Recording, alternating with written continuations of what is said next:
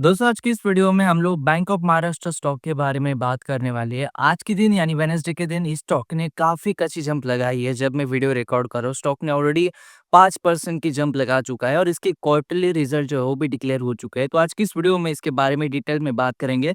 इसके quarterly result किस तरीके से रहे इसके बारे में भी बात करेंगे। उसके साथ इसके फंडामेंटल्स और फाइनेंशियल्स को देखने की भी कोशिश करेंगे। वीडियो को मैं स्टार्ट करूँ उससे पहले चैनल के ऊपर आप पहली बार आए हो, मुझे पहली बार देख रहे हो तो मेक श्योर कीजिए चैनल को आप सब्सक्राइब करो। यहाँ पे हम लोग स्टॉक मार्केट के रिलेटेड बहुत सारी चीज़ों के बारे में बात करते हैं। अगर मैं बैंक ऑफ महाराष्ट्र की बात करता हूँ, स्पेशली अगर आप इसके 1 साल की रिटर्न्स की बात करोगे, तो 1 साल में हालाँकि स्टॉक ने 6% तक जंप लगाई है। अगर मैं 5 साल की बात करता तो पिछले 5 साल में 412% तक जंप ये स्टॉक लगा चुका है। और अगर मैं ऑल टाइम रिटर्न्स की बात करता हूँ, तो जब से ये स्टॉक मार्केट में लिस्ट है, मेरे पास एनएसई का चार्ट है 2004 से, तभी से लेकर अभी तक इसने ऐसी कुछ खास रिटर्न्स नहीं दिए। 61% तक इसके ऑल टाइम रिटर्न्स में आपको देखने के लिए मिलते हैं। लेकिन पिछले 5 साल में स्पेशली जिस तरीके से पीएसयू का बूम रहा है, स्पेशली इसमें इसने भी बहुत बड़ी रैलीज़ लगाई है। स्पेशली सबसे पहले हम लोग इसके जो क्वार्टरली रिजल्ट आए, इसके बारे में भी डिस्कशन कर लेते हैं, फिर उसके बाद हम इसकी फंडामेंटल्स की तरफ जाएँगे।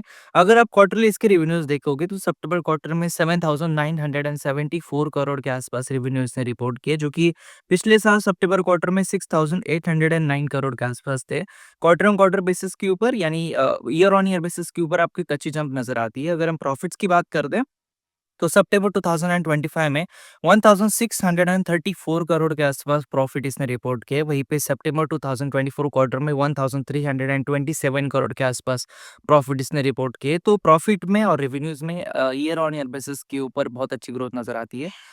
अगर हम ईयर ऑन ईयर बेसिस के ऊपर इसके 2021 से रेवेन्यूज देखते हैं तो 2021 में 14,498 करोड़ के आसपास रेवेन्यूज थे। वहां से बढ़कर 28,403 करोड़ के आसपास इसने रिपोर्ट किए। ईयर ऑन ईयर बेसिस के ऊपर 2021 से लगभग 2x जंप आपको रेवेन्यूज में नज़र आती है और ये रीज़न है कि पिछले 5 साल में इसने बहुत तगड़े रिटर्न्स दिए। अगर मैं प्रॉफिट्स की बात करता हूँ तो 2021 में 571 करोड़ के आसपास प्रॉफिट्स थे। वहाँ से बढ़कर 5,542 करोड़ के आसपास इसने रिपोर्ट किए। काइंड ऑफ एक 10x जंप्स ऑलमोस्ट आपको प्रॉफिट के अंदर पिछले 5 साल में नज़र आती है और जब भी इतनी सब्सटैंशियल एक्सपोनेंशियल ग्रोथ होती है तो कंपनी का स्टॉक ऑब्वियसली परफॉर्म करता है। अगर हम शेयर होल्डिंग पैटर्न की बात करते हैं तो प्रमोटर के पास 79.60% के आसपास स्टेक है। डीएस के पास 8.88, रिटेलर के पास 8%, एफआईएस के पास 2.34% और म्यूचुअल फंड के पास 1.17% के आसपास स्टेक है। अगर आप शेयर होल्डिंग पैटर्न को देखोगे तो उसमें आपको एक चीज नजर नजर आती है कि इसमें 75% से ज्यादा का स्टेक जो है वो प्रमोटर का है और इसलिए आने वाले दिनों में ओएफएस की संभावना हमेशा रहेगी, बिकॉज 75% के आसपास आपको लाना पड़ता है कोई भी कंपनी के अंदर से as per SEBI guidelines. Fundamentals की थोड़ी सी जब हम बात करते हैं तो इसका मार्केट कैप 42,000 करोड़ के आसपास है। काइंड ऑफ एक small cap to mid cap company है। अगर हम पी रेशियो की बात करते हैं तो बहुत सस्ता स्टॉक है। 7.38 का इसका पी रेशियो है। वहीं पे अगर मैं इंडस्ट्री की पी रेशियो की बात करता हूँ तो पीएसयू में 13.95 के आसपास इंडस्ट्री के पूरे पीएसयू बैंक के जो शेयर है वो ट्रेड करते हैं। अगर मैं रिटर्न ऑन इक्विटी की बात करता हूँ तो 21.45% के आसपास रिटर्न ऑन इक्विटी है। ईपीएस 7.48% के आसपास है। बैंक ऑफ महाराष्ट्र महाराष्ट्र का एक सबसे पुराना बैंक है। स्पेशली अगर आप मेरी बात करोगे तो महाराष्ट्र में से मैं बिलॉन्ग करता हूँ, तो मेरे गाँव-गाँव में बैंक ऑफ महाराष्ट्र के ब्रांचेस आपको देखने के लिए मिलते हैं। और कहीं न कहीं एक बहुत ही तगड़ा फाइनेंशियल के साथ ये बैंक स्टॉक मार्केट में ट्रेड कर रहा है। इसमें सिर्फ एक ही बात होती है कि पीएसयू में ज़्यादातर वैल्यूएशन नहीं देता स्टॉक मार्केट, बिकॉज़ कई बार क्या होता है कि इनके ल्यूक्रेटिव रिटर्न्स कई बार नहीं बन पाते। लेकिन अगर आप एक अच्छे समझदार इन्वेस्टर हैं, तो आप इसी स्टॉक में तभी इन्वेस्ट करोगे जब आपको इसके फाइनेंशियल्स के बारे में और फंडामेंटल्स के बारे में काफ़ी एक अच्छी नॉलेज हो।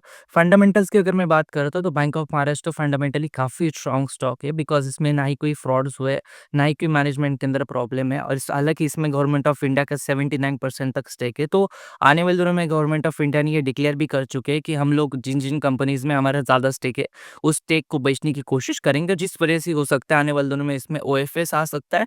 लेकिन फंडामेंटली और फाइनेंशियली दोनों भी तरफ से एक बहुत ही अच्छा बैंक है। इसके लिए बस आपको एक लॉन्ग टर्म नज़रिया रखना पड़ेगा और इसको बस एक एज़ अ पेनी स्टॉक आपको नहीं डील करना है, बिकॉज़ ये स्टॉक हालाँकि इसकी प्राइस आपको बहुत कम लग रही होगी, लेकिन एक बहुत ही स्ट्रॉन्ग फंडामेंटली बिज़नेस ही है। लेकिन फिर भी ये कोई बाय और सेल रिकमेंडेशन है नहीं, कोई भी स्टॉक को बाय और सेल करने से पहले आपकी स्टॉक मार्केट एडवाइज़र की सलाह ज़रूर लीजिए। धन्यवाद दोस्तों, ये वीडियो देखने के लिए। धन्यवाद।